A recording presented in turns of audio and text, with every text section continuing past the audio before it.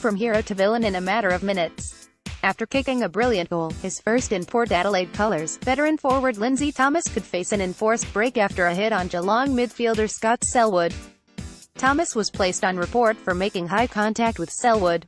The Geelong midfielder was concussed and unable to finish Saturday night's encounter at Adelaide Oval.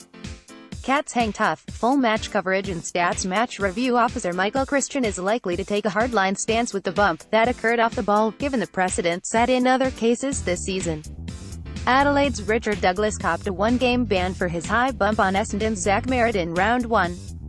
The Crows' bump was assessed as careless conduct with medium impact to the head. Watch, the bump that got Douglas banned. It was Thomas's first game for the Power since the 30-year-old joined the club as a rookie at the end of last year after 205 games and 325 goals for North Melbourne. Thomas could also face scrutiny for a bump on Cat Jack Henry, although the Geelong defender was able to finish the game. Crash and bash, all the hits from a brutal Adelaide Oval clash. Speaking about Thomas's hit on Selwood, Port Adelaide coach Ken Hinkley said it was an unfortunate incident. Clearly, it was a pretty ferocious collision, Hinkley said. No player goes out there deliberately to try and cause things to go wrong, but in a contact sport, they do happen that way. From our point of view, Lindsay was trying to do the right thing. Hopefully, Scott is okay.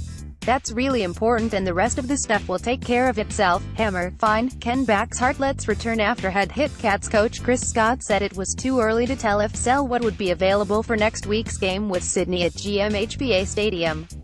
Selwood was a sick boy. It was a serious incident, so it was pretty clear right away that he wouldn't be able to come back, Scott said. I've said this a number of times, with issues like this, they can seem really innocuous, and players miss weeks, and the ones that look really serious, they're right in a few days. I always try to make it a policy to try and reserve my judgment.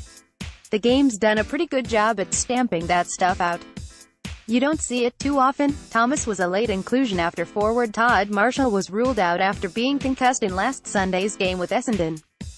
The incident with Selwood came just a couple minutes after Thomas kicked a brilliant goal from close to the boundary to endear himself to the Power faithful.